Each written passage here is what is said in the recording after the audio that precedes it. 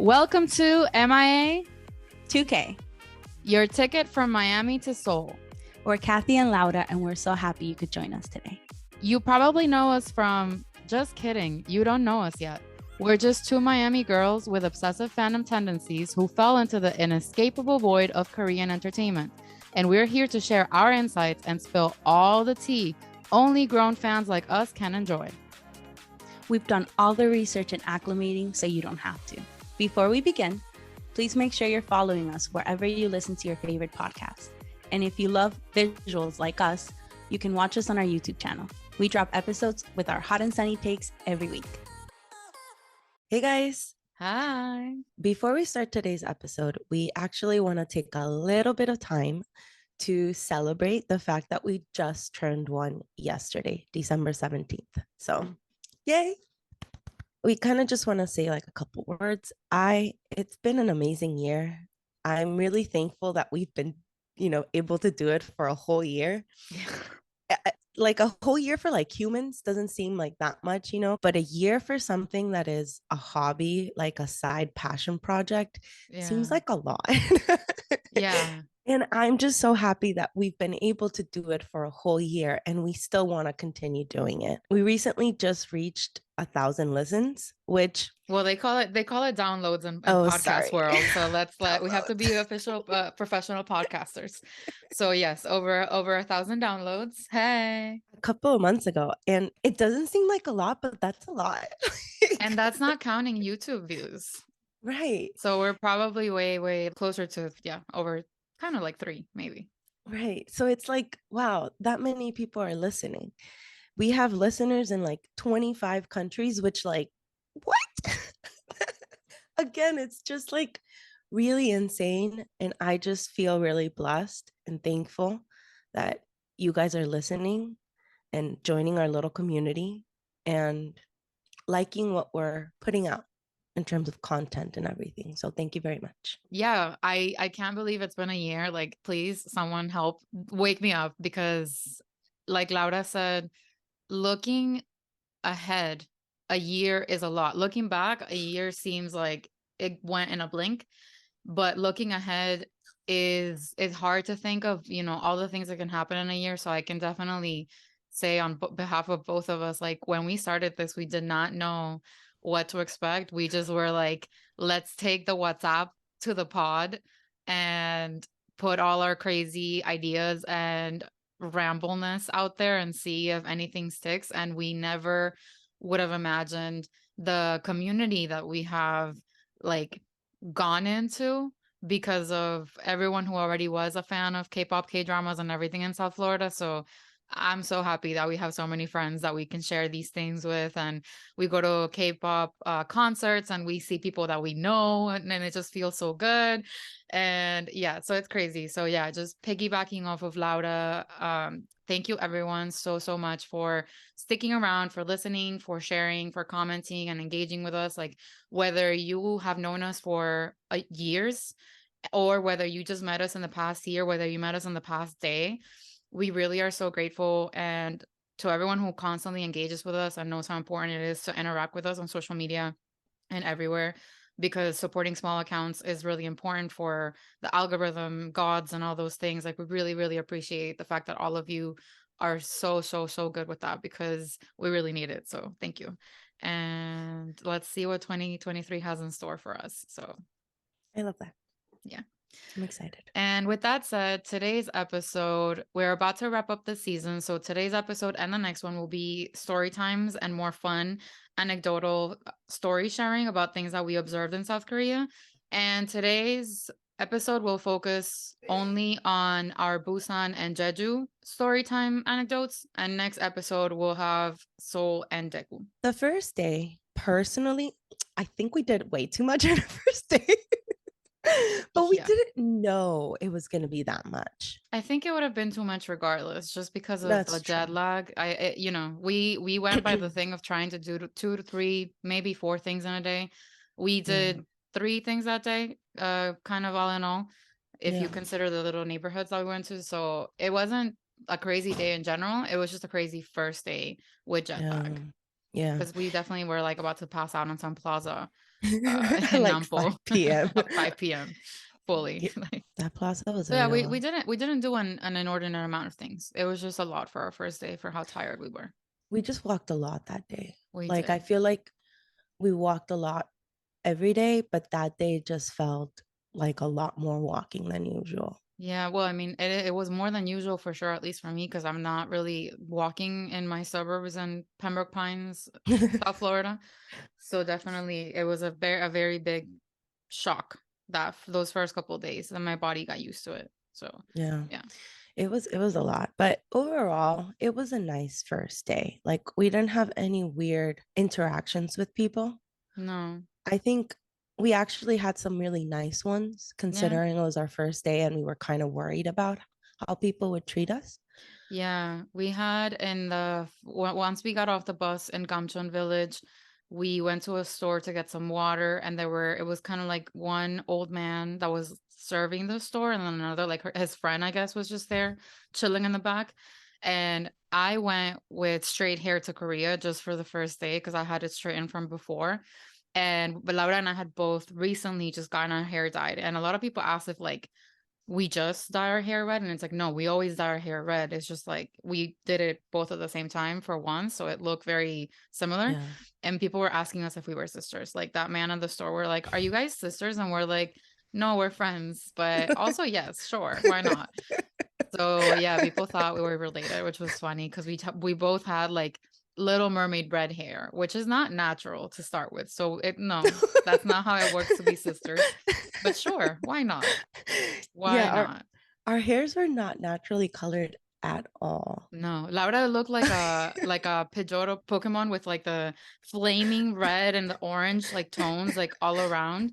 So I'm like, if you think that's natural and that's why we're related, I think Mm, I don't know. K-pop has been lying to you. The pink Jimin is not real.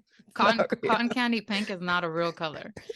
Not from birth, even though he's a natural blonde for sure, not the For sure. natural pink. Yeah. No, no. So that day, our first day, we did Gamcheon Village and Busan Tower. And Like, then those like were the main things. Nampo district area. And when we got to Gamcheon Village, we kind of like didn't know what we were supposed to do. So we started a little bit off, like On a different side. on a different We side, and went like down. we were like in the middle, because like it's Yeah. like a semicircle, Yeah. and we started like in the middle of the semicircle instead of like at the beginning, so Yeah. you can follow that semicircle down to the very end. Yeah. So we kind of started in a weird way, but once we got like Our footing, our bearings. our bearings, we figured out like where the tourist thing was, and like we got a map and whatever. We And passed by the same wall like 3 times because we were like, we went to it, then we came back, then we went to like the booth, and then we came back, and then we were like, okay, let's do the whole trail, and then we passed by it again. Like it was, yeah, Dumb and Dumber on that first day for sure. it was our brains. Yeah, We barely had any sleep at we all. enjoyed it. It was fine. But so one of the things that like really marked me was stamps. Like So every there's a map, like so it's just so to explain. It kind of like when you go to Epcot Food and Wine right. or just other kinds of things, like there's a pre-made map that you can get at the tourist shop, and then they have a little space for you to find specific stamps in specific places throughout your journey. And Laura was very mind blown by the amount of places around South Korea that had that stamping experience. Because, like, again, for us, it's maybe like Epcot Food and Wine, but it's Yeah. not really something that we're used to seeing anywhere It's else. yeah, cities don't have like stamping stations so you can like see what they want you to see. Like Mm-hmm. attractions don't have that either. They just kind of have a map and you can choose what to do. But Yeah, with the stamps, it's kind of like you're doing what they want you to do and you're thankful. Like you're you're like, documenting it. Yeah, right, right. It's like, oh, a stamp. Oh, yes, this is definitely what I want in this particular moment. And if I don't have the stamp, the world's gonna end, kind of thing. It's yeah. very much like how when we watch like K-pop content, the subtitles tell us what to feel. The stamps are kind of telling us where to go and what's important and what isn't important. Yeah, I agree with the what's important and what isn't important part. I think it's also just the gamification, speaking and how corporate people feel. it's like adding an element to an experience to make Yeah. it like an incentive and fun and whatever. Right. So it definitely, and this goes, I think, also with the point that we thought about South Korea in general, like the infantilization of things. Mm, So also just kind of make it, the map is not, it's like colored as if it's like a cartoon, right. and all the things around the stamps kind of look also childish, like something you would get in second grade. Right. So it's very that energy for sure. It was fun. Like it made sometimes, like for example, like Hello Kitty World was very much, which we'll go into a little bit detail later, was really great, but it was a lot of seeing because it's basically like a museum type of thing. Yeah. But with the stamps, it made it like seem like it was more Yeah. interactive than it was. Yeah. So it does like elevate the experience. So like at the end of the trip, I was like, I want stamps everywhere I go now. Like, Yeah, we had, I would say, counting back, we had experiences with stamps in three different cities. So we had mm, Busan, we had Kamcheon Village, Jeju, we had the Hello Kitty World Island stamp passport. And then in Seoul, when we went to the BT21 World pop-up, Line France World pop-up, they had also a stamping thing, but some of the things were already pre-stamped, so we only got like one stamp. But yeah, yes, it was also meant to be a stamping opportunity. So like Laura said, maybe because of the lack of attractions, it still makes like a milestone thing, like you were here. yeah. And yeah, I get that. In Busan Tower too, they had like Oh, the game, this a the game, QR like, code game. Yeah. and it's like Kathy said, they have this in a lot of places, and like I feel like people here don't really participate when the attractions have this type of thing. Yeah. But over there, a lot of people were like interested to do whatever game they were Yeah. having like the visitors play or whatever. So Yeah, that was kind of cool. I I agree. liked it. I enjoy it. Like whenever I went to Epcot Food and Wine, I always got the passport to stamp all around the world, because I think like that is like a reward. Like you said, like at the end, it's Right. just like I did that. What did I do? That kind of thing, and you have the proof. That's too. I have the receipts, because I might not remember a lot of what I did by the end of the day at Epcot Food and Wine. So the passport is there to remind me and everyone else that I was that bitch and I did all that, kind of thing. I'm usually not good at it because I always forget. But in Korea, I was like, oh yeah, we're stamping it. We're stamping it. It was fun. So Laura took more notes like per stop or city and activity. My notes were more like citywide, so I'll just mention some of them in between the points of each activity. So, first of all, the fact that we say Busan, but like when we were there, we felt the Busan, like it was the P. The there's always a middle sound between the B and P in Korean, but when you're in Busan, like you hear the P a lot harder. Yeah. So it was really fun for us. And actually we saw it also written with a P. So Mm-hmm. even with romanization, they do not agree across the board on what the right spelling of Busan is, if it's with a B or with a P. But the I P, it goes harder for us. Yeah, I was gonna Yeah, say I think it should be a P it because should be a P. when we were there, it wasn't Busan, it was Yeah, Busan. yeah, Like, I mean, it's like you said, a sound in between, but the P yeah, sounded stronger. yeah, definitely. Yeah. Three or four things that we observed. There's no like pedestrian privilege that as we have like seen in many other countries. In Spanish we call it paso peatonal. Like there's a prioritization of the person walking. There's none of that. They will run you over. Like you are pulling it's when you are walking, you have to look. You can't be with both of your earphones in and listening to music. You have to listen for what's happening outside, because they will run you over. So definitely that. We thought it was so cute that all the older ladies that wear like in their 50s or 60s basically dress the same.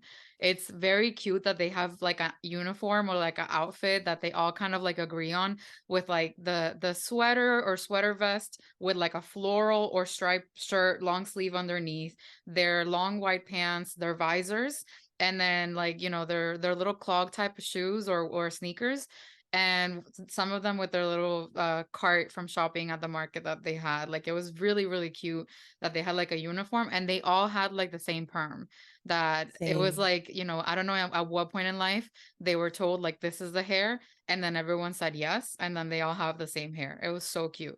it really blows my mind because it's like, why that hair? It was so uniform all around that it was like, Yeah. how is this like a thing? Like, I I mean, don't think group you see think. that here.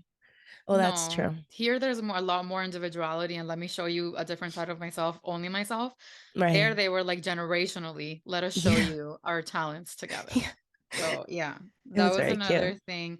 Also, I don't want this to be a derogatory thing at all, but there was like a smell that we could like feel all across the city. Like it was like a sewer smell that we kept like just finding in common in many different areas that I don't know where it was coming from. It wasn't a pleasant smell, but there was a smell, kind of like sewage type of smell.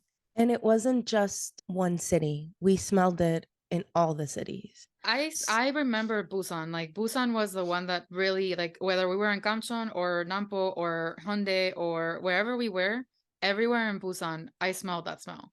I didn't feel as strongly about the smell in other cities. It was just it depends where we were, like in relation to the Sewer? sewer, like opening the manhole. Yeah. But I felt it in Seoul and Jeju. Jeju is in my mind because of where we were when I really smelled it. Yeah, but you know, like Jeju is such a like a seaside thing Right. that there's always like that fish smell. So I Right. kind of get the fishing one, but I think Busan, which again is also a beach town, it didn't feel like a beach smell. It felt more like a sewer smell. Right. So we were definitely sensitive to that. And I mean, I guess by day three, you're like used to it. Yeah. Bus drivers or savage in Busan, You don't give like a you fuck. if you heard the last episode, our joke about the Busan drift, it was real. Like we definitely had a hard time on some of those buses, but you know, it depends also on the driver. To me, what blew my mind, it was these older women getting on this bus. Sometimes they don't have a seat and they're doing the same thing of just holding on. And And they they're were so so chill short about it. sometimes. Right. They They were were so all short and like you it was right. hard for them to climb the steps of the bus when they're so big. Like Right. it felt so bad. But they Yeah. were like Unfazed. chilling. Yeah, because Like, it's their normal. It's all they know. yeah, but like I was like, damn, these ladies are strong. Like, Yeah, yeah, wow, leg muscles. Like it was yeah, and balance. Like, yeah. I don't think I have that balance. No, they do. They have their Pilates studios everywhere in Yeah. Korea right now, and they're using them. Yeah. Yeah. And Yeah. also, like, not bus drivers aren't also only savage driving, they're savage in general. Like, we saw a ton of times, like, people running after buses that they just completely ignored. And even a kid, we were so sad because one was a kid, like a kid running after a bus. They just leave. Like, they're very, my schedule's my schedule. I close the door, I'm not opening it again. So, and you have to be careful also because sometimes, like, they open the door a little earlier if there's like a bus Yeah. in front of them. So, you have to make sure that you're keeping an eye and don't it's not a guarantee that just because you're standing in front of the stop, they're gonna stop there. But don't Survival don't of the expect fittest. yes, very that. Very, very that. It's everyone is for themselves and they have places to be. Yeah. I want to take this moment because I kind of sort of have a ulterior motive. I want to be sponsored by Converse. I chose my shoes for the trip with a lot of time before because, I wanted to look cute. I wanted to be comfortable. We were going to take a lot of pictures. And so I chose my trusty, dusty Converse. They're not dusty. They're great, but they're trusty. And like these boots that I researched that were supposed to be like super comfortable, whatever. The second day that I was there in South Korea, I decided to use the boots that I had taken so I could switch shoes, right? Horrible mistake. By the end of the day, my feet were about to fall off. And so I had to wear my Converse for 2 weeks straight, 14 days. And you know what? My feet were fine. So Converse, please sponsor me. Please. She was literally looking for the Converse store in Seoul to buy another pair just so she could be like, I switched my shoes. But then she was like, we don't have really space in the carry-on. So she went against it because she was like, they're fine. I haven't really been in a lot of pain. So, but yeah, she really said everyone here is about to know that I'm a Converse fiend. So now we know. Everyone And knows. I have had people buy Converse because of my stories, my testimonials. So you know what? 100%. The influencing is Influencing. already influencing. Yeah, 100%. Uh, I wish. But anyway, Since the first day was like super, not hectic. Well, it was a little hectic. The second day we decided to take it a little slow. We didn't really take it a little slow, but it was a little less walking than the first day. So was It it? was, I mean, that's what I was looking. I'm like, sure. I think it was a little less walking. It was more walking than we expected, especially like it felt worse for you because of the shoe boot Stupid situation. shoes. So we walked more than I think we were planning on walking, just because we didn't really set out with a specific goal that day. We just kind of went to Hyundai. We went to like go to a BBQ place. They required a Korean phone number, so we weren't able to go there. And also, like, it was 75 people ahead of us, or 75 parties, which they call teams, ahead of us. Very cute. And it was, yeah, it was adorable. So we ended up at a different place. And yeah, I think Hyundai was just like, let's just see what happens. And it was great. That's Yeah. where we got cult recruited. So here we go with our cult recruitment story. So we'll tell you guys how it is. So we expected fully to be cult recruited, I think, more in Seoul. That's where we were Right. probably more, yeah, going to be mentally prepared for it. So what had happened was we walked from the Mipo station to the Cheongsapo station because when we got there to buy our tickets, we hadn't gotten it in advance, so there were almost no tickets left, and the only route that was available was from Cheongsapo back to Mipo. So we had to walk to that one, which, by the way, it was really funny that everywhere we went, they told us it was a 5-minute walk.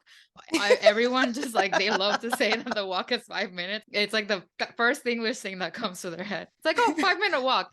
It was fully like, 35, not 5. Yeah. but but it was a lovely walk. It's It was. absolutely beautiful, and you walk by a trail that it's right on the ocean side, and there's a construction for an observatory, I think it's going to be called. We saw like the building process of it, so Laura Yeah. has a job in construction there if she really wants it. So anyway, we walked to Cheongsapo station, which is why Laura was dying with her feet. And then we went to a little restaurant, a cafe, because there's a lot of cafe culture over there. And A we lot. had some like cake and beer, whatever. And then we're like, I want to say our tickets were for 4:30. So like at 4 Mm-hmm.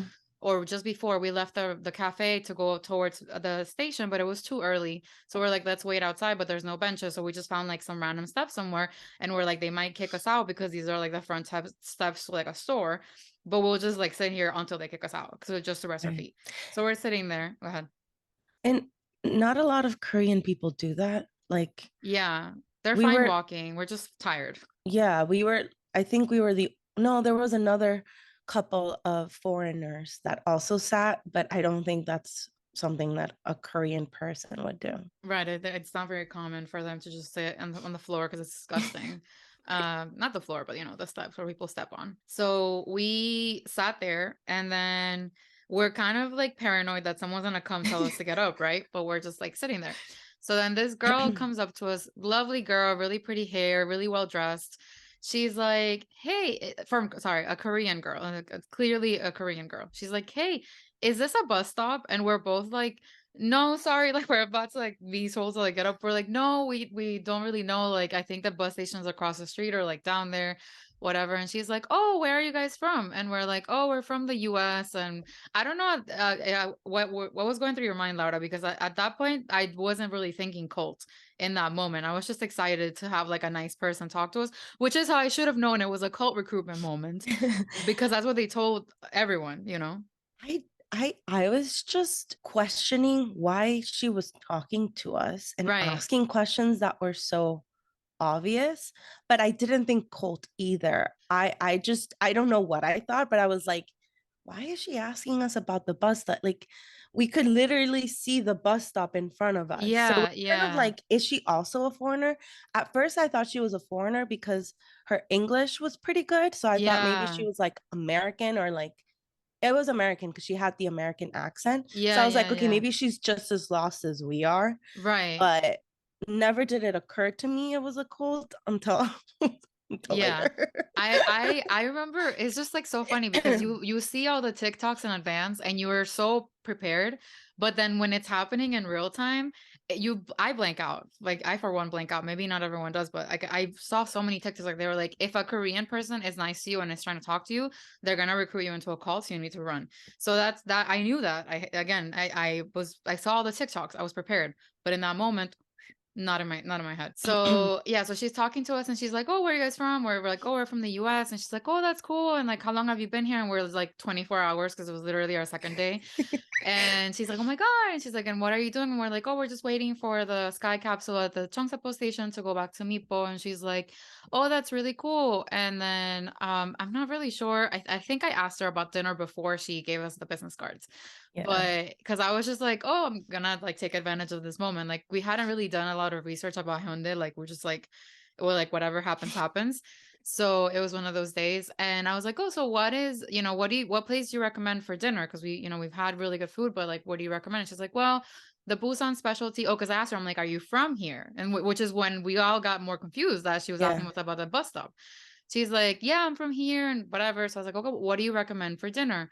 And she's like, "Well, the specialty in Busan is cold noodles. Have you guys had them?" And we're like, "No, not yet." And she's like, "Okay, you should go here." So she showed us like the name of a restaurant and she said, "We also have another specialty that is like pork something."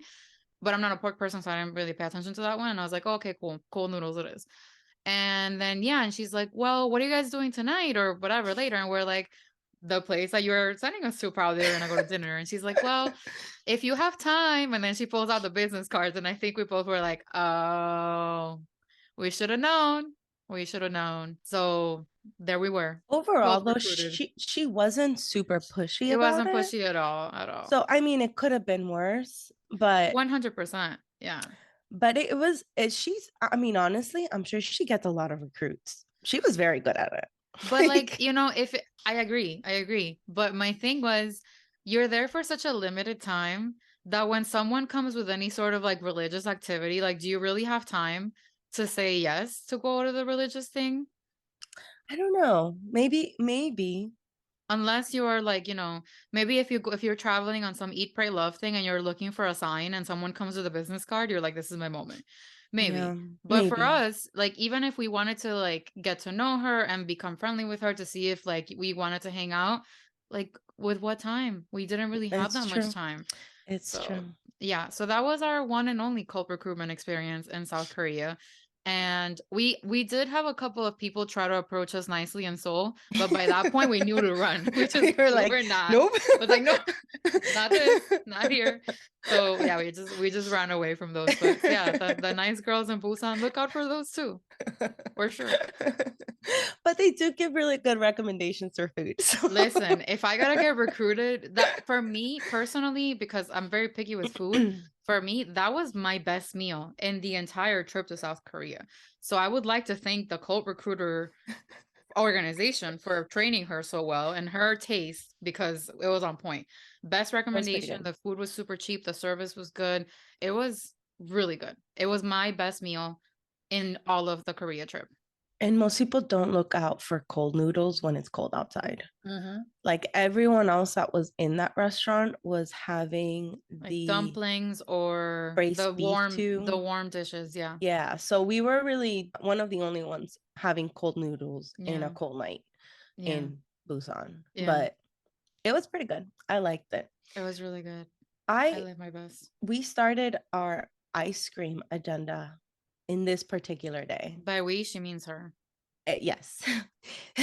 So, do you guys watch K dramas or like just content, Korean content in general? There's these ice creams that people eat that are in like these like plastic things. Spiral. It's like a plastic spiral shape. Like Right, a right. unicorn horn kind of thing.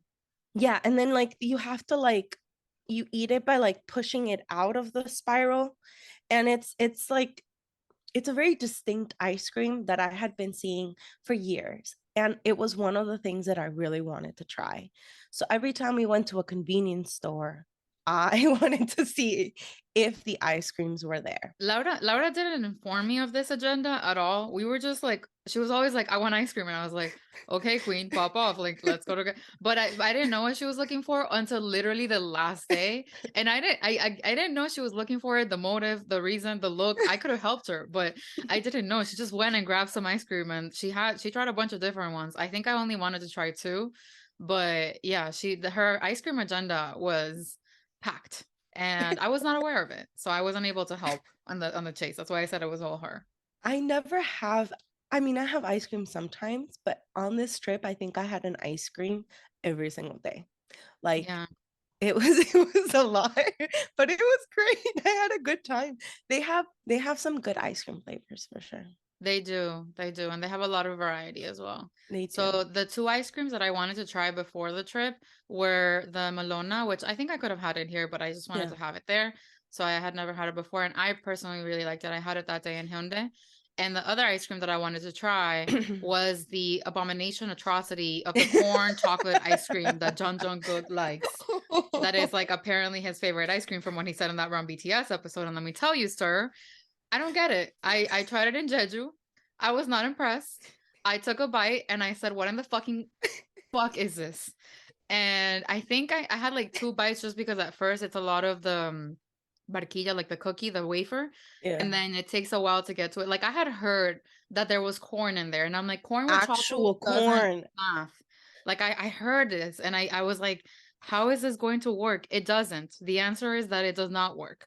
So if you are like looking like crazy for this ice cream that Cookie like, I mean, I guess we all have different taste buds, so by all means pop off. Don't take like my word for it. But I personally hated it, and so did Laura, because I gave it to her to try just because she saw my face, and it was not for us. Neither of us co-signs this ice cream. And I've had corn ice cream before at a Peruvian restaurant because Peruvians They do have a lot with corn. Yeah.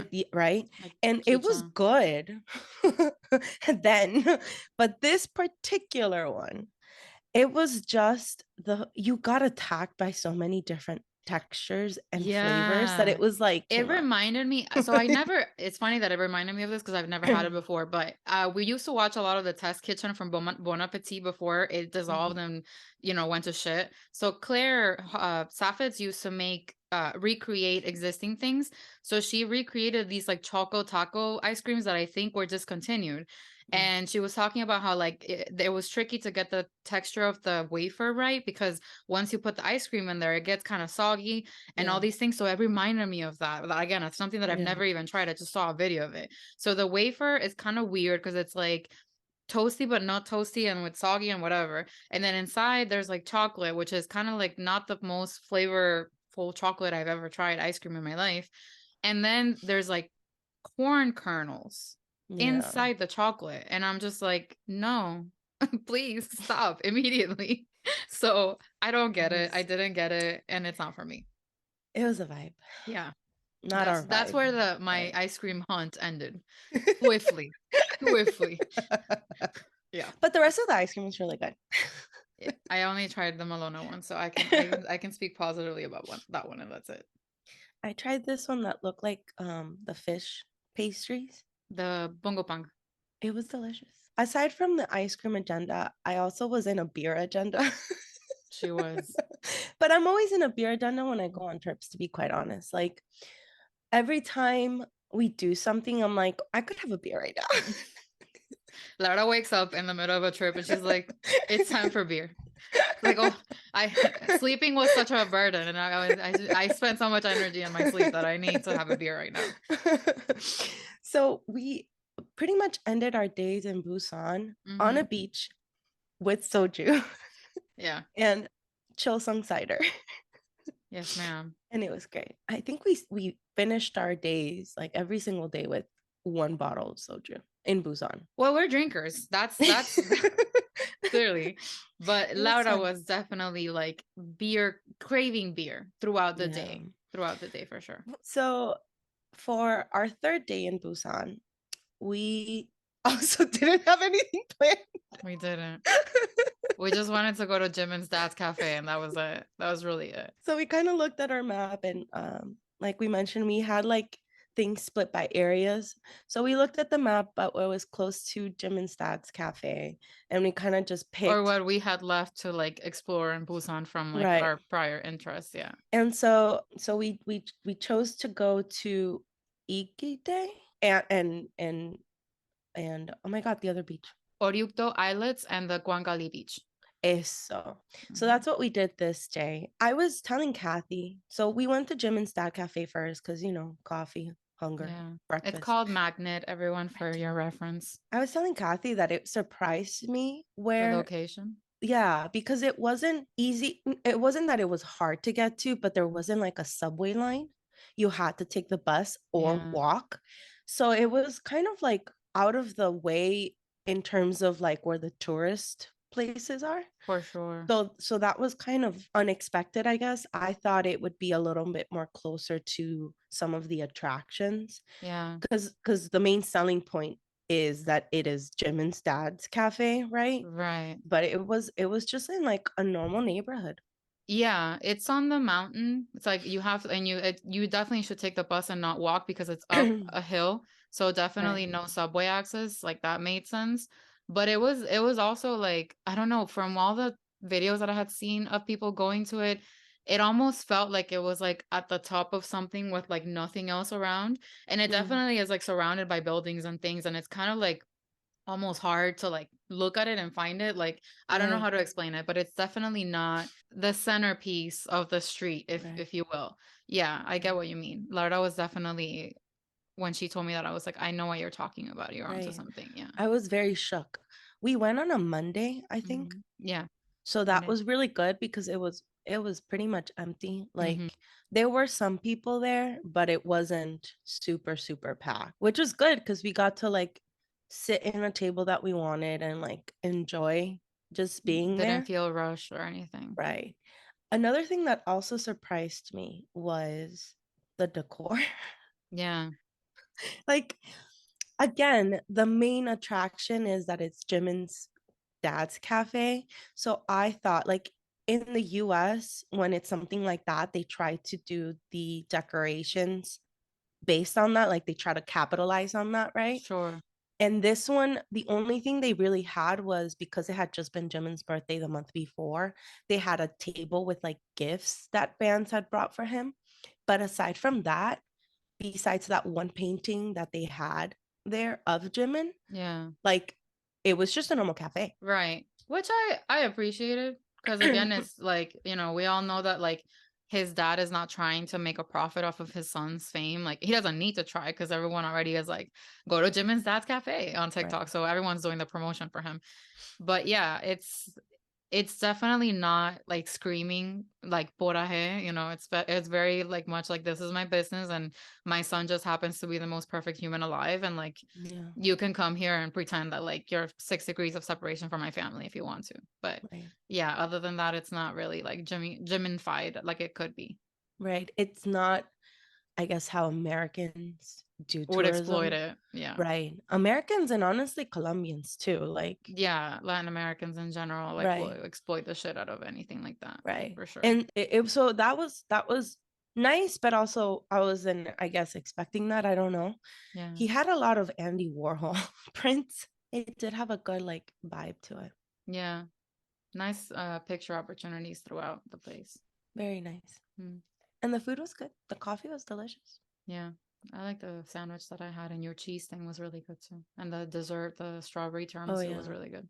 It was good. Hmm. Like if I lived in that neighborhood, that'd be my cafe to like do shit. There was like a lady there that was like working with her computer, like she just passed by in her Yeah. day in Busan, just like working. Yeah. It was cute. It's very much a neighborhood cafe, which And is they have nice. like a private, like a semi-private room where like, I think somebody was like interviewing somebody. Like it kind of had that vibe of between them. It's like it's private, but it's like glass windows, so you can know what's going on in there. But I guess it's like if you wanted to have a meeting or something, you can. There's a little room for that space. It's Good really Wi-Fi too. just, yeah, it's really just a neighborhood cafe Hmm. who just happens to be owned by Jimin's Yeah, dad. 100%. Speaking of Jimin, we like Jungkook and Jimin are both from Busan, Hmm. but we barely saw anything for Jungkook. I Cookie. mean, Jimin had just had a birthday, so maybe that's why. Yeah. But Jimin's face was everywhere, like Jimin is like everywhere. Busan's pride and it shows. It's Like, very that. Yeah. Yeah, we need to go in September to see if that's really the case, like if Cookie's right. really not nowhere to be found. But yeah, it was low-key very surprising that there really wasn't any Cookie banners anywhere. It was just Jimin, which Yeah. again, we went if you have their birthdays are back to back, Jungkook's is in September, Jimin's is in October. We went early November, so it made sense. Again, we're both like we're not trying to conspire or anything. We're just like expected to see some cookie action somewhere. But Right. yeah, I guess all the cookie stuff was replaced by Jimin's swiftly on October 13th. I don't know. Yeah, Since we're on BTS and the the what was mural. it? Yet to come. Oh yeah, the yet to come Busan Right. concert, like the live thing. Yeah, they had a Had lot of just stuff. it had just happened. Yeah, It had a lot of stuff, but I thought there would be more considering how close it was that we went, or how close we yeah, went to when it happened. yeah, Like, I guess the city was very quick to remove a yeah, lot of the things yeah. because there wasn't that We many only things saw a left couple of over. them. Yeah, Yeah. So that was also a little, again, because Americans and like Latin Americans would capitalize. capitalize on that like Mm-hmm. all the time. So it's just different to see people not capitalizing Yeah, as much, right? yeah. This day, like Laura mentioned, we did Igide. Igide is a geopark, and you can look up on Google what that means because I did, but I forgot already, so I'm sorry. But it's just like a very beautiful area that you can hike. And I did zero research about it before going. We were just like, it was one of like Laura's places of interest on the map, Yeah. so we just like went to it. But like from where the bus stop leaves you up until like the entrance to Igide Park is like a 45-minute walk. Just Right. that trek. Going uphill. And then when we got to the entrance of the Igide Park, we could see people coming out with like canes and like boots and like camel packs and hats and the hiking equipment, and we were there like looking cute for pictures. So we were like, I don't think that this is for us today. So This we is the didn't vibe. we didn't do the hike. We just like we went to the entrance of it on the side of the Igide Park. We took pictures. We were right next to the Kwangan Bridge. So it was really beautiful. It was really nice. Yeah. And then from there we just walked back to the bus stop and then took a bus to the Oryukto Islet side, which is where the other like the exit of the Igide Yeah. Park is. So you can start at either side and you will exit at the other one, at the Right. opposite one. So we went to the Oryukto Islets because there's an observatory there, but it was closed when we went. So Yeah. we unfortunately were not able to step up on the skywalk, I think is what it's called. Yeah. But we just like it's a really nice picture opportunity. You can still see the islets. So there's what I saw, which was very limited and the information wise, is that there's these little chunks of rock off of the like land, and they're called islets. And the cool thing about them is that depending on where you're seeing them from, there are more or less of them. So like you'll see 6 or 7 depending on when you're standing. So that's what the cool thing about them is. And it is a beautiful picture opportunity, especially I'm sure if the skywalk were open, but it Right. I wasn't. think from where we were, I only saw 3, Mm-hmm. like 2 really big ones and a little one. Yeah. I don't remember seeing more than 3, Yeah. but again, we Depends really, on where you are.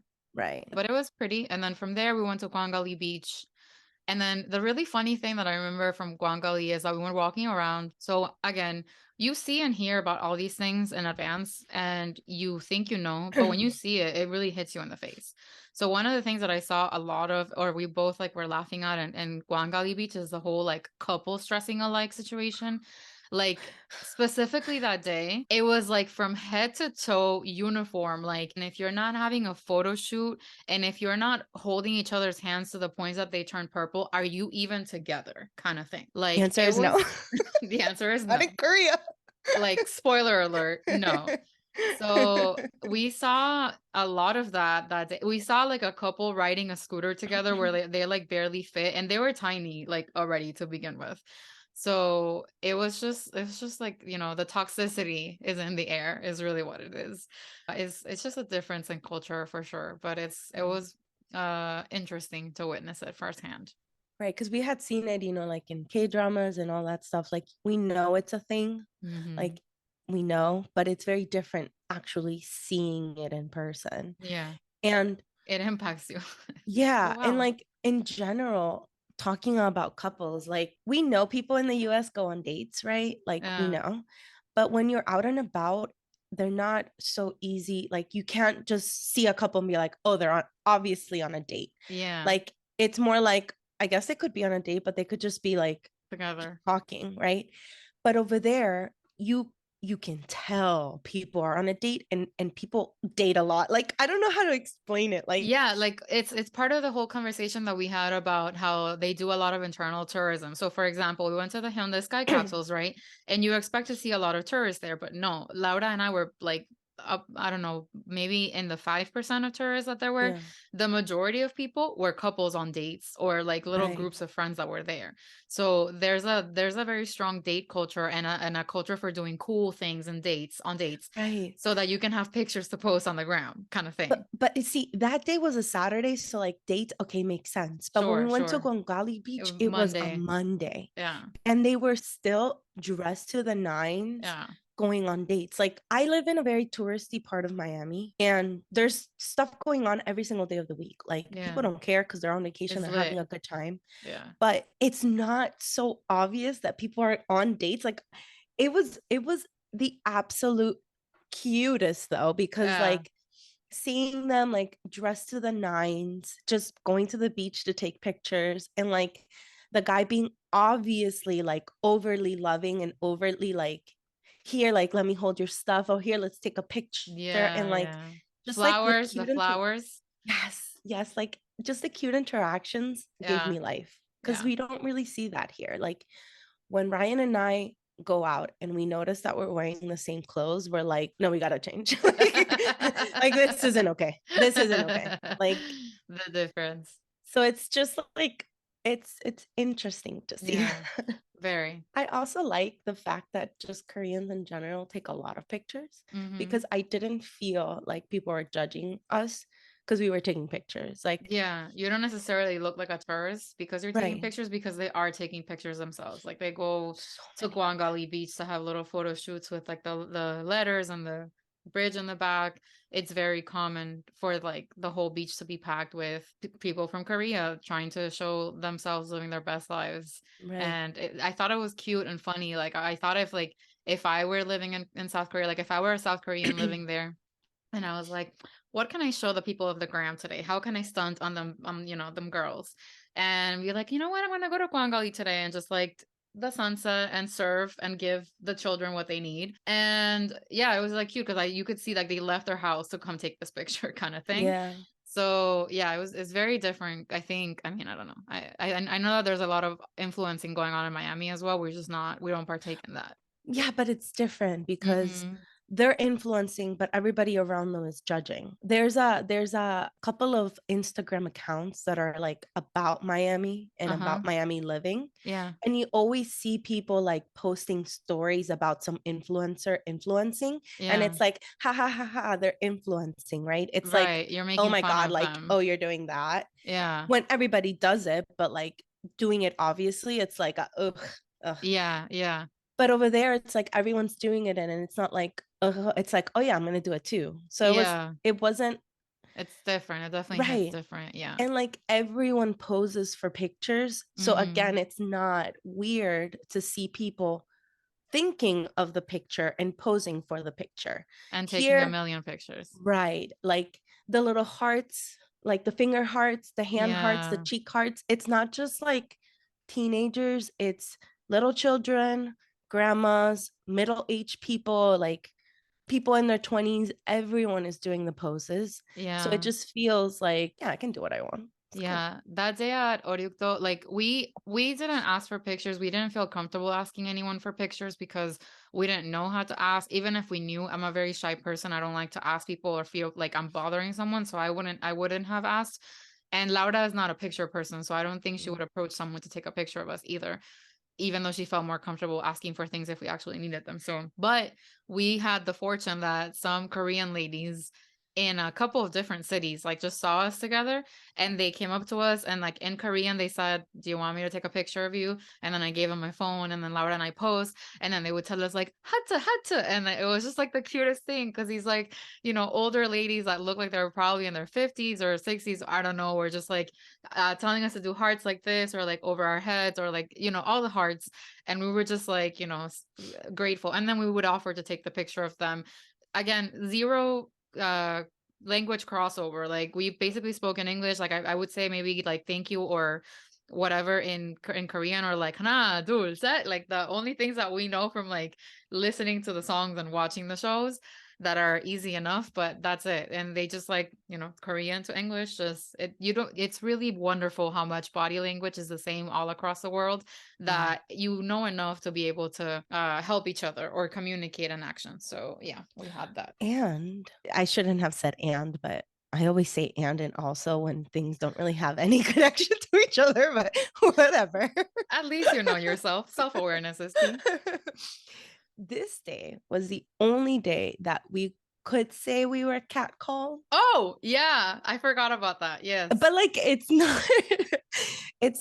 wasn't like it wasn't gross. Right. It wasn't gross like it usually is for us. Like we come from South America, and like I've heard some really gross things. Really, really gross things. I'm sure Laura has as well. And Laura works in construction, which are also, it's an industry that is also known for a lot of gross catcalling and a lot of gross things to say.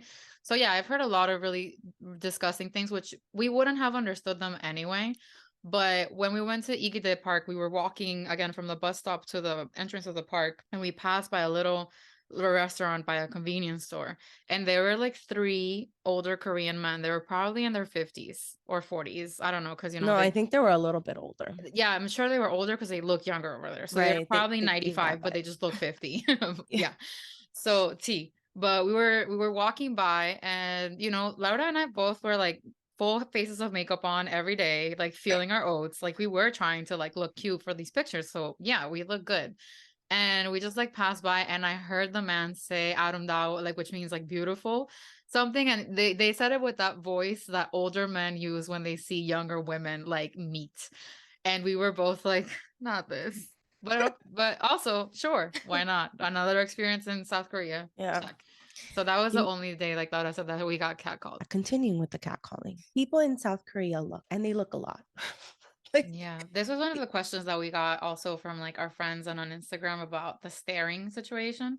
Because again, we've all known, we've all seen, we've all heard that staring is a thing in South Korea. So yeah, that I actually had that on my notes about, I wrote down like the scanning percentages that we both felt. Yeah. So this is a great opportunity indeed to talk about this. So people in this side of the world, and by this side, I mean the US and Latin America, which is what we're most comfortable and used to. We all look. We're chismosos at heart. We just want to see stuff, right? Yeah. But we've been taught since very little to be very discreet about looking. And whenever we're talking about someone, like another table at a restaurant, or like someone wearing something interesting, we're taught to be discreet about it and to look without act looking. act natural. Right. Yeah. Right, so you're pretending, you're like, okay, how, like Laura tells me if we're in a restaurant sitting in front of each other, she's like, okay, the table behind you is totally in a fight. And I'll be like, okay, let me be like, oh, I need something for my bag. And then like fully do like a 90-degree like twist. Yeah. And like, even when you go like people watching, like people say that like you go to the mall to people watch, or you go to like Bayside in Miami, even that you find a way to like make it like you're not doing that. Right. Like when I was little and my parents would we would talk about something like that and I wouldn't be discreet enough, I would get screamed at by my mom like, Laura, no te voy a decir nada. I'm not going to tell you again. Like, I'm not going to show you anybody anymore. And so like, we're used to that kind of culture. Yeah. So when we get to Korea, not only are we obviously not South Korean, like just very obvious, not just from our hair, our eyes, but just our bodies, literally our clothes, like literally everything is very not South Korean about us. Yeah. Like we didn't think we had taken or like packed colors that were like super out there, but they were super out there apparently because pastels. Let's talk about our color palettes really quickly. Like I took white, olive green, like camel green, burgundy, cream, and black. That was my palette, like, and mostly solids. I had one plaid that was like blue with burgundy and white. That was it. All solids too. I took black, reds, and orange. Not oranges, like mustard. Yellow browns. So they're all very strong colors. Like even though they're solid colors, they're darker, stronger colors. Yeah. So everyone in Korea tends to go for more pastel colors. So we were obviously not from there. fitting. Like, Yeah. I don't think I saw anybody wear red, like a really hardcore red, No, like besides foreigners. even the older ladies that were like in uniform and stuff, they wore more like pink flowers and things like Right. that, but not red. Red is not a color that I saw a lot. If No. anything, it made me laugh because I remember wanting to take my white jeans for like an outfit, and I was like, no, it's like it's after Labor Day and like whatever, which I don't really subscribe to that in Yeah. Miami at least. But because of the pictures and also because I was like, I'm not really gonna wear white pants, so like I don't even know like how dirty I'm gonna get them, and I'm probably Yeah. only gonna wear them once. So I took things that I could rewear multiple Same. times, but everybody was wearing white. Like Yeah. that, the whole like not white after Labor Day, not a thing in Korea. Not a So thing. if you want to wear white and not feel judged, or not that you should care anyway, but Yeah. Korea is a place to do it. There were a Fall lot of white fashion in the was not winter. fall fashioning. No, It's a very different fashion. except for the fact that they were wearing ridiculous like bulky jackets when it wasn't even that cold, and we were like, how are they not like sweltering hot Dying. inside? And then the days that it was really really fucking cold, they weren't wearing the ridiculous Just jackets. a It was sweater. such a mind fuck for both of us. It We were was. like, what is happening? We were very confused. Yeah. Anyway, back to the staring. We were obviously not Korean, and the amount of staring, oh my God. Like, at a point it just became like, one, normal, two, I'm pretty a contest. sure I was gonna say, like, I think Kathy had stare competitions with multiple people I did. multiple times Because it got to the point where it was like, what? Like, you know, like, bitch, what are you looking at? Like, yes, I'm not from here. Yes, I look good. Yes, I am, you know, living my best life. Like, it was one of those things where it depends on the stare. Not every stare, like, stares are different, guys. Stares, you can tell a lot by the way that people are looking at you. So, for example, in Daegu, we were in the metro. And this lady got on, and this lady was 3 inches tall, mind you. She was so little. She was the cutest thing. Old little lady. We were there on a Sunday. The metro was packed. Like Daegu was moving on that Sunday. We were both standing because there was nowhere for us to sit. And this lady gets on with her little supermarket cart, and then she looks up at us. She realizes we're foreigners. Her eyes bulge out, like, but like in bewilderment is the only word that I can describe. Like she was just, the math wasn't mathing for her in her brain of like what we were doing there, what we were doing in Daegu, what we were doing in that train on that at that time. Like she I know she wished she was like that she could have talked to us and we would have understood. So she could have asked us what the fuck was happening. 100%. And then Laura says that because I didn't see her. I wasn't really looking that much. Laura was standing on this side. I was standing on this side. I had her stare, right? The lady was like, you know, standing down on Laura's side, and she was there for maybe like a couple of stops, and then she got off before we did. So Laura like turned to me at some point and she was like, Kathy, I have a hole in my face from how this lady was staring me down. And I was like, no way. Like, and she only got, because she came from the side, so she was only staring at her side profiles. Yeah. And at a point she like wanted more. Yeah. So she just kind of like popped her head out to look at us from the front. Yeah. And I was just like, I don't know what to do. Laura would look at me. So Laura laughs at everything. Literally everything. Laura can be having a panic attack and she starts laughing. Laura is a laugher. So she just like would turn to me and she couldn't hold it. She was like, I don't know what to do. What is happening? And I was just like, I don't know, bro. Whatever. Like, I guess we're just getting looked at. But yeah, so that was one type of stare. But when Laura, the specific staring contest that I will not forget is the one, I think we were at the airport in Jeju Island. We were like at our gate. And I was like going through my book bag, you know, just like looking at my things. And then I look up, and then in like the next row of chairs, there was a man who was like with his wife. And this motherfucker was staring at me like he was Bruce Willis looking at a villain at a movie, you know, kind of thing. Like he was looking at me like the fuck are you doing here? Like what like he was not giving me a nice expression. So that's when I said, okay, I've been here a couple of days too. I can do this. Square up, motherfucker. Like I literally was ready to go to war with this man and be like, I'm not gonna blink, bitch. Like it just brought out the worst in me. But again, it's the way that the starings have different looks to them. So yeah, he basically looked away. I want to say maybe like 25 to 30 seconds later. Like we just stared at each other. Like Laura was like, what are you doing? And I was like, I'm having a staring contest apparently. So yeah, that is a thing. Another one that I vividly remember, we were on the metro and we were just sitting. And I noticed some ladies were staring at us, but like I paid them no mind. Right. I was just looking everywhere. They get off, and Kathy's like, I just had the biggest stare down of my life with this lady. Yeah, because Laura had noticed that they were looking at us, but I hadn't. And then I look back, and then I see her just like, you know, that look from like in like Mexican telenovelas where like the older lady is looking at like the girl that the protagonist male wants to marry, like that. It was that kind of a look, and I was like, why me? Why today? You picked the wrong one. You picked the wrong one, lady, because I'm gonna stare right back. And then yeah, they got off of the metro, but those were fun. But I wanted to bring out the scanner percentages. So I'm not someone who really like pays attention to a lot of like what people are doing, or like if people are looking like whatever. Like it doesn't really register for me. Yeah. I see what's happening, but I don't really run the thing in my head.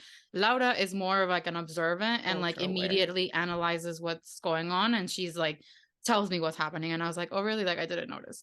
So my percentages of what I thought was like 95% of people like don't really care, like 95 don't really look at you, 3% stare, and 2% are like nice about it, like they're not mean, whatever. Laura said, she looked at me and she goes, oh, you naive little bitch. She goes, 80% don't care, 15% stare, and 5% are nice. Like her percentages were more like distance. So yeah, I would say Laura's is more accurate than mine, 100%. I just don't really see it. The one thing that I do want to point out is here, and especially in Latin America, you get looks that are kind of, they make you feel dirty. Like men give you like look at you like you're a piece of meat. I didn't feel that in Korea at all. No. The stares were more either judgy or, like Kathy said, bewilderment that we were there. like that little lady. Yeah. But it wasn't like gross. No. So it didn't feel like we were being looked at in that gross way. No, no. Even in like Hongdae, like it wasn't like that. It wasn't No. wasn't that look at all. No, I would Like agree with you. people look, but they don't look like It's an I fucking you. evaluation. Like yeah. No, it's an Yeah. evaluation. Right. Not it. And yes, judging, but not all the looks look judging, if you know what I'm saying. Right. Like you know that they're looking at you and they're trying to figure out your life story, but not Right. necessarily in a negative way or from a negative perspective. Right. With the amount of looks and stares that we got, it was refreshing, I guess, to not feel like we were pieces of meat, especially because unlike South Koreans, we tend to use our clothes a little bit fitted to our bodies. So that's also very different. Yeah, like I can't wear baggy jeans for the life of me. It's just, it doesn't look good on me. So all my jeans are fitted and all my Right. pants are fitted. So you can see what my body looks like. Like not in a nasty way again. Just as like it's just what looks good on me. Like, and it's also like Colombian and Venezuelan culture. Like that's how we dress. The baggier your clothes are, that means that the least you care. Yeah. And the more desarreglada, how do you say that in English? Messy. Yeah, messy you look, Yeah. right? So it's just something that we've been taught since we were little too. Yeah. So it was nice to not feel like pieces of meat. Yeah. It's fine. So from Busan, we went to Jeju. Jeju was a dream. I fucking loved it. Yeah. Like it was beautiful. Before we start with Jeju, I wanted to mention something that we experience at every single airport, and it doesn't happen to Koreans. It only happens to foreigners for the most part. So we noticed. So the first night that we got to Korea, so we arrived in Seoul and we took a flight to Busan from Gimpo Airport. So we checked in. We found the assistant lady that talked to us. She actually knew English a lot, really well, and she checked us in. She gives us like a paper. She kept our tickets and she gives us just the paper, and she's like, now that you're checked in, you're gonna go to gate whatever, like 68, or not gate, but the counter number 68. You're gonna look at the screen and you're gonna see a bunch of suitcases passing by. If you see yours, that means it needs to get inspected, so you need to come back here. So if you don't see your bag in the next 10 minutes, come back and I'll give you your tickets. And we were like, okay. And then Laura was looking around and she's like, she only told us. She's not telling that like no Koreans are like standing here next to us and waiting for their like suitcases to go through. And then I was like, okay, I don't know, whatever. And then when we were at Busan going to Jeju, and then the same thing. She was like, if you see your bags, come like back to us and tell us. We didn't see the bags. And then from Jeju to Seoul again. And then I think there was next to us, like there was somebody talking to the lady, and she was like, why is my bag, like, why am I getting this treatment or whatever? And then we talked to some girls in Seoul that also had experienced it, and they were more outwardly upset to the people about Right. it. So that's something that you can expect. And we were traveling with carry-ons, but we were checking our carry-ons because there's a weight limit to them over there, which is 10 kilograms. And Right. ours were like 14, 13. Right. So we kept checking our bags, our carry-on bags for every flight. And that's why they were getting inspected. Right. But yeah, foreigners do get a little bit of an extra look when you are boarding a plane. So you should know that. Take that into account if you're running late to the airport. Even if you're Right. traveling domestically, you should budget an extra 10 to 15 minutes for your bag to get inspected. Yeah, it was fine. Like, Yeah. the I girls don't that we care. met were upset about it, but like we just kind of made like a mental note, like, okay, this is happening, but we just moved on. Like, it didn't really affect us except for those 10 minutes, 15 Yeah. minutes that we lost. Yeah. No, I mean, I get it. But Like, that's if it. especially when it's like Americans, there's different gun laws and whatever. So I understand Yeah. that they want to take their extra measures. Like, it's their country and they do what they got to do. One thing that we did notice was, or we found out in a good way, is there aren't any liquid limits while traveling within South Korea. So you For could your travel carry-on. with like a big bottle of whatever in Mhm. your book bag. And you can And it also was fine. fly with soju in your bag, which we also We found out. And we were very happy about, because we were sad that we were going to have to leave a bottle in Jeju. Yeah. And we ended up being able to take it with us to Seoul. So Yeah, that was nice. So we get to Jeju, and like I said, Jeju was beautiful. We also didn't really have this is like a common thing. We didn't really have our day planned. We just kind of like had things that we wanted to do. yeah. But it wasn't like this is what we're doing this day. But I think that's something that I personally prefer, because when you have your day planned and you have like times of like when you're going to do certain things, and you have like train times or you have tickets bought, it creates stress around That's arriving true. to the place at that time. Like we had some days, particularly in Seoul, where we had bought tickets in advance to activities, and then we had to plan our day based around that. And we were basically like, no, we can't do that because it's not close enough. No, we can't do that because you have to be there by a certain time. So it really limits you. So of Right. course, there are some things that you buy the tickets for in advance and you want to do those things. So they are the priority, and you find to plan the day around that. But if you don't have to, and you just have like a bunch of landmarks that you want to visit and you want to see, depending on the weather and how the day is going, and if you're hungry or you're not hungry, it's good to just kind of like let it flow. So that was the case for us in Jeju for sure. We did that a lot. Yeah. So we just kind of chose to go to the western side of the island on our first day. I don't know why we chose the western side. I think we were did. just looking at what was close, because like truthfully, from the east side, it was mostly falls and the women fisher Right. like area. So there wasn't a lot of like, when you had the pins on the map, most of them were on that side of the island. Right. And it was like, Hello Kitty Island and this and what, like all the things were kind of on that side, Hallam Park. So it made sense to us that day to navigate from that side to the hotel. We were kind of like, okay, we're gonna not go to the hotel right away. We're just gonna go through the island and make stops. And it just made more sense that day to take the western side. And the first couple of stops that we did were just beaches. Mm-hmm. And something that really like surprised me, I guess, was the water. Like in my head, I don't know why I thought the beaches were going to be like the Pacific Northwest or something like that, where it's not like this Caribbean clear crystal water. But I couldn't have been more wrong. The water was this crystal clear blue green. The sand was white sand. So it was like a really nice, I guess, surprise for me. No, I didn't think it was going to be like the Pacific Northwest. I thought it was just like in my head I was just thinking of like Bora Bora, Fiji, and other like islands in whatever that area. So I wasn't really surprised by the beach. And I had seen some footage from Jeju Island, so I was not surprised by the beauty and like the teal colors of the water and all that stuff. Like it really was beautiful. I wish we could have gone in. I wish we would have gone in, or we could have gone in, like you were saying. Like that would have been nice. I know. It Next is time what it in the is. summer. At least we weren't sweating in the other places. So that Summer was nice. 2023. Or maybe not. Life. Sponsor us, Jeju. Please. We'll go. We'll go if you pay for the flight. So one thing that I learned in this trip, especially in South Korea, if you see something that you want to buy, just fucking buy it. Don't wait. Like, don't wait.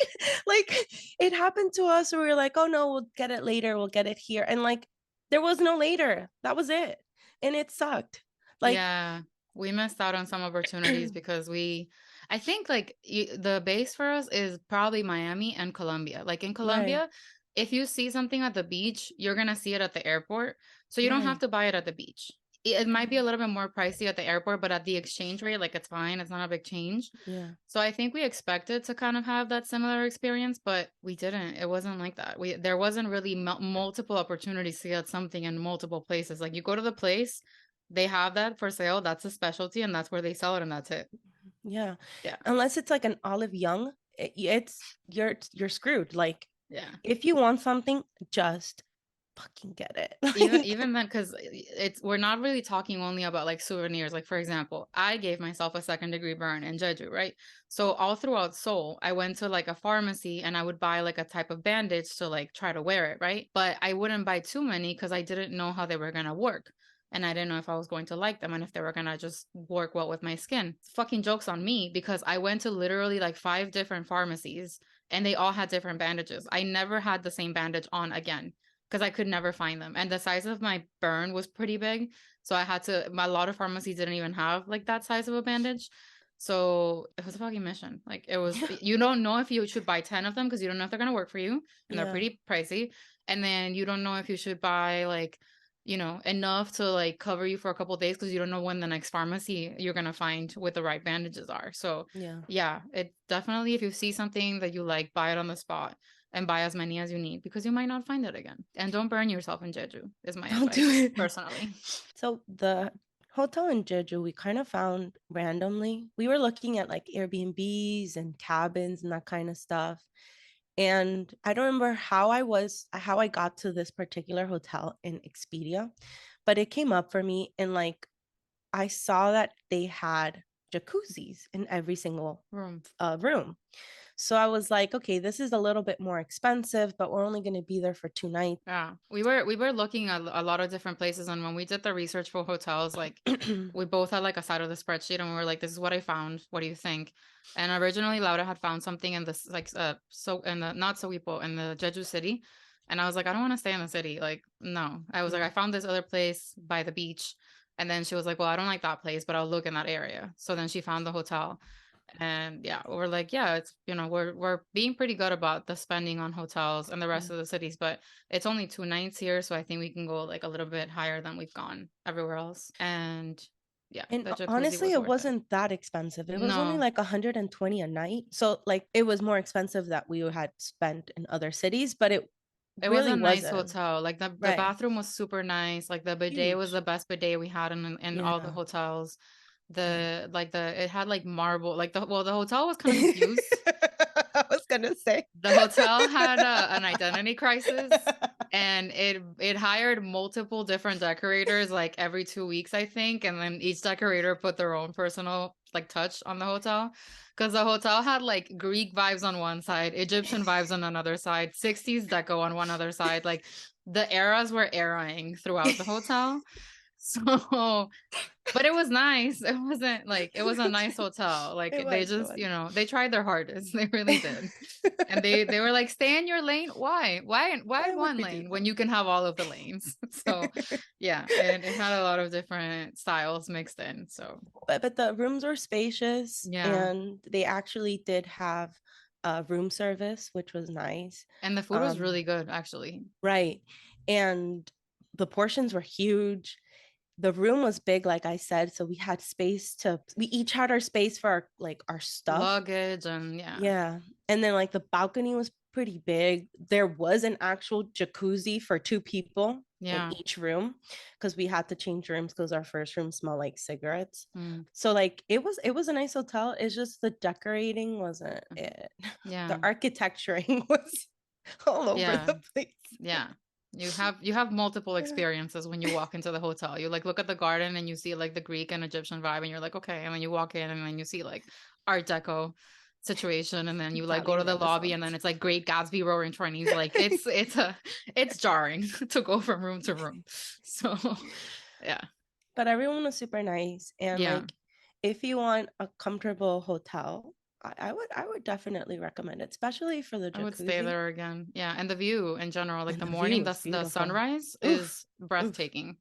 Yeah, it's far from like the city, but it's worth it. Right. And it's in Soguipo, which is still like a pretty touristy area. Like Super. it wasn't that bad. There's a lot to do there. Right. We had a couple days in Busan. Our feet were feeding. Our 30-year-old bodies were Feeling it. feeling it. So we had been really looking forward to the jacuzzi. Mm, And even though on that first day we had a really, really long day because yeah. we flew, we touristed, we drove. We were so looking forward to the jacuzzi that as soon as we got to the hotel, all of our like tiredness sort of just went away. And the jacuzzi was literally healing. Like Yeah. it was fucking amazing. Yeah. We took like videos that you probably will never see of us like trying to do the choreographies to like a bunch of K-pop videos. We failed at all of them. Like we don't know the choreos. So, but it was just funny. Like we were just recording ourselves for like 20 minutes, and there was a lunar eclipse that night. It was the last lunar eclipse that we'll see until 2025. So we were just like in the jacuzzi looking out the window in Jeju, like living our best lives. Like it felt very surreal, Mhm. and we had a really good time that night. So it It was was, really good. despite the exhaustion and everything, like the hot water was definitely what we needed. So highly recommend. The next day, we also didn't have planned, but we wanted to do the things that we hadn't done on the first day, which is seeing the falls. Like Jeju is known for having a lot of beautiful falls. Mm-hmm. So we wanted to like explore them. Even though we Yeah. didn't want to go hiking, we wanted to at least see something. Yeah. Because like from what we had researched, we knew that there were some that didn't require extensive hiking. We went to the first fall and it was really nice. It was beautiful. I really, really can't recommend this fall enough. They're called Chonjion Falls. And this is where Kai from EXO went. So if you've seen like pictures of him and Jeju with the Dol Harubang, which is the stone grandfathers, like that's where the park where he went. It's called Chonjion Falls. We'll include a link to it. And it was really good because there wasn't really a hike. It was a walk. You could just walk to the falls without really going uphill or anything. So it's the friendliest if you have any sort of like disability, or you have a wheelchair, or you have like a scooter, a walk, or whatever. Those we can recommend if that's the case, because the rest of the ones that we went to, we got there and we were like, nope, stairs out. Like we were not in the mood. We were not trying Our to hike. shoes, our Our shoes were shoes, not for it. yeah, we were Like, not wearing the right shoes. Like we were dressed pretty athletically both days, yeah, so we could, move around. So like the outfits were fine, but the shoes and these are not like manicured steps, if I could call it right, something. They were like, some were made out of stone, some were made out of wood, very tall or very short. yeah, So it's hard. It's nature. It's literally like you're in a mountain. right. So of course to get to the falls, there's like some treks here and there. So if you have any concern with any of that, just go to Chonjion Falls and you will just have a good time because it'll be safe and easy to get to the And falls. they're beautiful. And they're It was really beautiful. nice. Like we were able to take a lot of pictures there and Yeah. we were like enjoying it. They have a lot of souvenir stops there. So both in the park and outside, they have a lot of restaurants as well too. It's kind of Yeah. like a rest area. They have a lot of buses that Mhm. stop there. And I think the ticket to get in is only 2001. So Yeah. like Something you like can't get any better than that. it was pretty cool. Some lady, I had my hat on and some lady called me cute. So, She said pretty. you know. She said pretty, which is better than cute. Oh, I always Yeah. forget She said, pretty. ipuda. So she She was was, also wearing the hat, so I think she just said it in solidarity. no, you look cute. But it It was was nice. cute. Anyway, Yeah. yeah, Jeju was it. Like the falls and all it's beautiful. It's so Yeah. beautiful. And we got really, really lucky because the 2 days that we were there, we got the best weather. Literally the day that Best. we left, it was raining. So it was like starting to be shitty weather. So Yeah. I don't like, God really said, let me help you guys because y'all are gonna need it. So the weather we got was Yeah. perfect for It every wasn't single cold. place. I wore short No. sleeves both days without a jacket, no problem. And then we wanted to go tangerine picking, but the one that I had looked at was by Jeju City. And in order to get to Jeju City from where we were, we could either go around the mountain or through the mountain. Through the mountain takes longer, obviously, because you're going through a mountain and it's not And like you're you're going going through, up, you're not a straight line. You're taking a going hike up and right. down. So we did that, and it was the most beautiful car ride ever. Posted some videos of it on our TikTok. If you go to at MIA, the number 2K podcast, you'll find it. We're also going to link it here. And we have probably a couple more, but we took some like time lapses, hyperlapses of the drive. It was fall. The orange of the mountain, everything was beautiful. Somehow our little sedan was, really pulling through with us with those like brakes on those like steep uphill climbs and going down. And it's just such a beautiful thing. I really wanted to do the drive personally because after watching Attorney Woo, the episodes that they do in Jeju, I was really like trying to see how it was like for myself because they did the trip in the summer. So for them it was different. It looked very different when we went. But Laura made it a point because she was like, the GPS kept telling us to go around it. And she's like, no, bitch, I want to go through it. So she found a way for us to be able to go through it. And there's like a UNESCO protected area that you can go at the top. Like, there's a lot to do on the mountain and the views because there's some areas where there's like a bridge to like the beach. Beautiful. It's an app. We can't recommend it enough. You can definitely rent a car and do it. And by the way, another observation for funsies, like 97% of the cars in Jeju were white, which I think is such a serve because it just looks rich, you know? So I really appreciated that about Jeju. And the other thing that you need to keep in mind, if you're going to drive in Jeju, we talked in our logistics episode about the international driving permit. So you can go to that video to check that. But just from our experience in Jeju, first of all, the GPS is very much like not going to let you live your best life because if you're going over the speed limit, it's just going to scream at you like the whole time. And then also there's this thing where you enter an area and it tells you like you have to go at a certain speed and then you have to go at that speed for a certain time. And Laura was trying to do the math on like how do they figure out if you were going at that speed or not, and it's because they clock your license plate. They take pictures of it when you enter that area and they see at what time you exited it. So they do the math and they're like, okay, in average this person went at 81 miles per hour or kilometers per hour instead of 80. So you have to make sure like your GPS will be calculating it for you and you'll see like you are at 77 or you are at 82. So you should go slow the rest of the way. Yeah. So there's a lot of that. And there's like a million fake speed bumps. Like you never know which speed bump is real and which one is not real.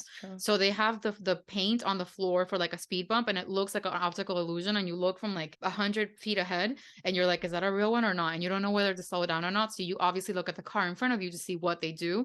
But sometimes there is no car in front of you and you are the only one driving. So you don't know whether or not it's a real speed bump. So there's a lot of speed bumps all around Jeju, like all around. There's a million speed bumps. Some of them are fake. Some of them are real. So nice little gamble for you. You can play a game and you can be like real or fake, real or fake, real or fake, and see who's gonna win.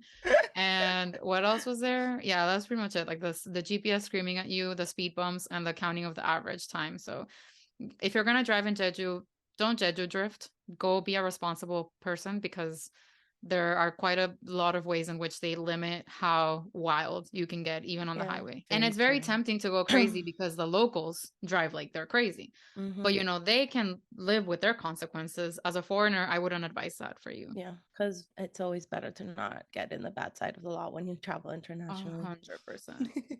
Besides my ice cream quest, when I got to Jeju, I had the quest of eating one of their citrus fruits. I thought, oh, this is like their thing. They're gonna have it everywhere. They did not. Yeah. The first day I remember vividly that you were really craving orange juice. And like we stopped by a couple of different stops where they sold oranges, but not orange juice. So you would think, because again, in Colombia, this is like if there's a fruit or there's a fruit stand, there will be something made of the fruit. Like there will be a product that you can also buy. Not the case here. It's mostly if you see the oranges or the tangerines, like they're selling them, they're not selling the juice unless you go to a juice station. Right. So just if you're craving it and you see it, just have it. So I really wanted to try the fruits. I did get to try the juice the second day because I was like, I'm having this juice right now. And it's very different how they do it. Usually when there's a citrus fruit here, we kind of squeeze it, but we don't really like peel it. It's just squeezing, and that's how we get the juice. Over there, they peeled I don't know if it was tangerine. I think that's what they had at that moment. But they like peel it, and then they put the whole fruit in a blender, and that's the juice. So it tasted different because it has all of the flesh and stuff. It was delicious, but again, it was very different, or it wasn't what I was expecting. Yeah. I still drank it all. It was great. So the next day, we wanted to go tangerine picking. We went to the first place that I had researched. Apparently, COVID said, nope, doesn't exist anymore. So we found another place that I think actually ended up being better. Yeah. It had like a whole experience to it. Yeah. And it really wasn't that expensive. I think it was maybe 5,000 won for like picking. It includes the entry, and you get a little bucket at first, which fits around 1 kilogram of fruit. So they tell you the 5,000 won includes the entry, plus they give you gloves, the bucket, and scissors to cut the fruit. You can fit up to the 1 kilogram that fits in the basket of fruit. And you can, while you're cutting where you're picking or tangerines or oranges or whatever you're picking, you can eat as many of them as you want, and they don't like charge you extra for that. And then once you leave, they weigh your bucket to see how much it has. If it has more than 1 kilogram, then they will charge you for the extra. But up to the 1 kilogram, it's included. And then they also have like, because it's actually a supermarket. Like when I was looking into this to be able to tag the place on the videos that we made, it's like a little supermarket shop, and then in the back they have like the field with everything else. So in the little supermarket shop, this was one of the funniest experiences because the lady spoke zero English, like zero. Not even like a number, not a hello, nothing. And we speak very little Korean, like maybe like 3 words, and that's it. So when we got there, it was a lot of like sign language, whatever. And then she took us to the back because we paid the money so we could go the tangerine picking and stuff. And then she just started talking to us, giving a whole ass TED talk. She told us everything that we had to know about the tangerine picking and halabong orange picking experience. And we understood zero of it. Like at some point I was like, okay, she said summer. Now, what did she say about summer? I don't know if she said we planted them in the summer. I don't know if she said they're good in the summer. I don't know if she said we were here in the summer. So I would just tell Laura like the one word that I would pick up on, and that was pretty much it. So I literally have a 10-minute video of this. It's fucking hilarious because we're both just walking. This lady is going off. Like she was like, oh, foreigners? Okay, whatever, fuck it. They're about to Rosetta Stone the fuck out of themselves right now. And she just told us the whole thing in Korean. So it was hilarious and great. And then at the end, she just leaves you with the scissors and the thing, and you can cut your oranges or tangerines or whatever you're picking. And you can stay there for as long as you want. There's a lot of picture opportunities all throughout. They have like little cute benches with decorations and things. So yeah, it was a very funny experience. So highly recommend that place, and we'll tag it below as well. The other good thing about that place, like I said, it's like a little supermarket where people can go buy their fruit and stuff. They also offered us at the end, again, zero English or zero Korean on our side. She was like, do you guys want to try the marmalade or the jam that we made from the oranges or the tangerines? I don't know which one at this point. And we were like, hell yeah. So they serve you like a little container with like the jam and some crackers. And we just like were able to have some there. And I think, it's kind of one thing that they do to serve it, but they didn't charge us for it or anything. So it was really yummy. So that's another reason why we recommend that place. And then to finish off our trip in Jeju, we didn't really eat that day too much. I don't know what happened to us. We were so hungry. We were so hungry. Because we were driving long distances, and we were like from one place to the next. And I think we always thought like we'll find something to eat at the place. And we didn't. We didn't. But in general, while we were in South Korea, we weren't really eating 3 meals a day, and we weren't really like food focused, like restaurant focused. There wasn't like a lot of places that were like we want to eat here. Right. So that was also another reason, I think. So this one, we found a bunch of articles. I was just like, what do we eat? A lot of the food in Jeju didn't really fit with both of our restrictions. Right. And it was was a like, problem for both of us. Right. Or like pork. So it was like, if I can eat it, she can eat it. And if she can eat it, I couldn't eat it. But we both eat fish, cooked fish. So I was looking and I found this place that had like super good reviews. It had like 4 little like money signs, which meant it was expensive. But again, I was like, well, we really haven't had an expensive meal. Like it's fine. And like in Miami, when it has 3 or 4 little dollar signs, it means like a $500 like right. So I was expecting something super expensive, but I was like, it's fine. It's fine. It's food. Like, we deserve it. It's fine. We get to this place, and it is, I think we were, again, the only foreigners in this Mm-hmm. restaurant. Kathy noticed that they specifically assigned the one guy that knew a I little bit think of no, English. you noticed that, but before that, we got to this place. So there's a thing where like with Naver, it doesn't have like a lot of English anything. So we got there Mm, super early. It hadn't even opened at that point. A lot of restaurants that we wanted to go to or activities that we wanted to go to weren't even open when we got there. And that was a thing that we mm, had. So yeah. it opened at 5 and we got there at like 4 something. So we had to wait a while. And there were other people. There was like a group of men that were also waiting. So Laura Mm. walked to the front and she saw that there was a sign that said, like, she took a picture of it to translate on Papago, and it said, if you are here before 5, there's a bar upstairs where you can wait. So we went up to the bar and they had like harabong orange madeleines or some sort Yeah, of yeah, it like was cookie Madeline's. that we had, and it was really delicious. And I wish I had bought more, and I couldn't again, I couldn't find it after that place. It was only in that fucking place. Yeah, Not fucking place. It was a great place. it was a And we wonderful place. waited there until like, I don't know, 4:50 or something. Yeah. And then I think Laura had to go to the bathroom. And then she was like, let me check to see if like they're about to open. By the time we went back down, there was a full fucking line. Like this place, because someone said something about a line or whatever in like the papers and or in the reviews. And we, I guess, forgot about it in the moment, or I don't know, because we got there so early that it was just like, oh, we'll just go down at some point. But by the time we went down, it was a full flesh line, and it was Yeah. crazy. That's where I remember that it smelled really bad because That's there where was a sewer a there, sewer. Yeah. and it was horrible, Yeah. right on the place of the line. But whatever, the place opened up. We were still within plenty of people that we were going to be able to be seated for the first shift Yeah. or whatever. We got seated, and then Laura was like, they found the one server that could cater to English. Laura had already seen what she wanted, which was they serve cutlass fish, and it's like 40 inches. I don't know how tall. Yeah. It's really long. And they Yeah. have, it kind of looks like benihana with like the stove in the middle, but they don't cook it there. They bring it cooked and they just put it on the plate, on the hot plate, so it remains hot. And then the servers like debone it for you and skin it a little bit so that you can just have it without being concerned too much. But there's still a lot of bones Yeah. in the fish that you do have to be mindful of. So just know that in advance. But it was delicious. It was so good. It was one of the butteriest fish that I've ever had in my life. And like Laura and I are both, like Laura was born in Colombia. My mom is Colombian. So I always spent a lot of time in Colombia, and we're both from the coast of Colombia. So we know fish. Like we are experienced with fish, like straight out of the beach to your plate kind of thing. Yeah. So we love fresh fish. That fish was really good. Oh, so good. Really, really good. And So all the good. side dishes were also really, really good. The only thing that I wish, and this is not just for this restaurant, it's for everywhere.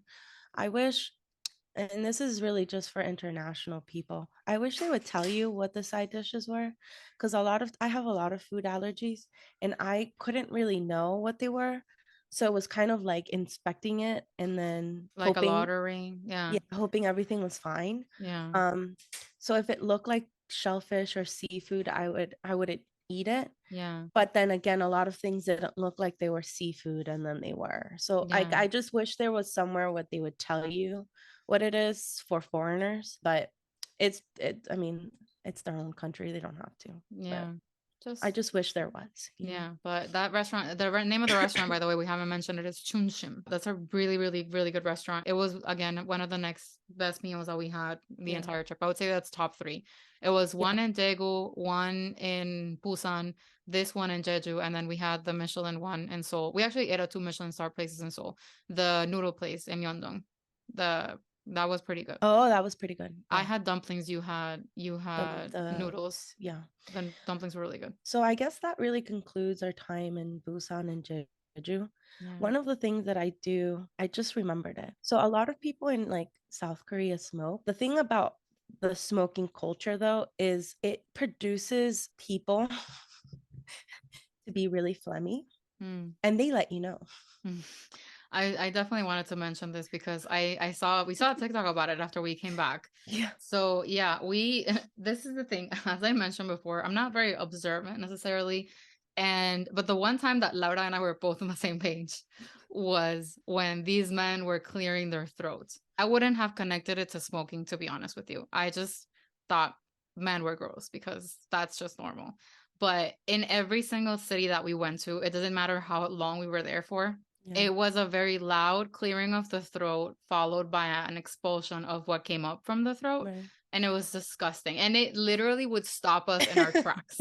Like, we're sorry if this is, content warning triggering too late to say it, but you will hear men clearing their throat. I've never heard a woman. It was always men clearing their throat very fucking loudly, like zero shame, not in a bathroom, not in in any public place. It literally, I think I'd send a shiver down both of our spines because it was just so, I could hear everything going on inside his body. And I would just look at Laura like, why are they coming for us like this? It's very gross. And again, it happened in every city.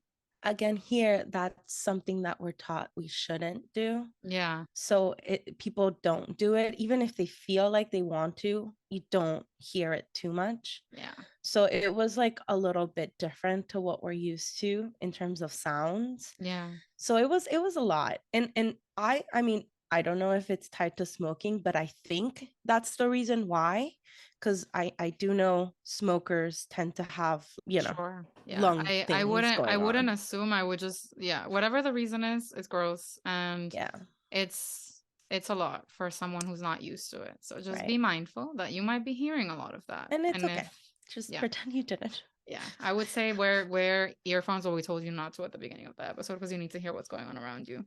Yeah. The other cars will kill you. Yeah. The other two things about Jeju that I had written down was the driving is pretty aggressive, so definitely be ready for that. Not Miami aggressive though. I don't know. I mean, I don't know. Maybe it is. I feel like it was less aggressive than here, but it's fine. And then the entry and like entry exit to places when you're driving in, there's oftentimes only one lane to go in and out, and it's often very small and it's like between bushes.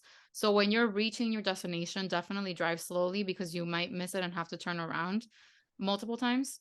Yeah. And be mindful that it's the only entrance and exit. So people will be going at the same time. And the other thing is we had to fill our gas tank before we return the car to the rental, just like you do anywhere else.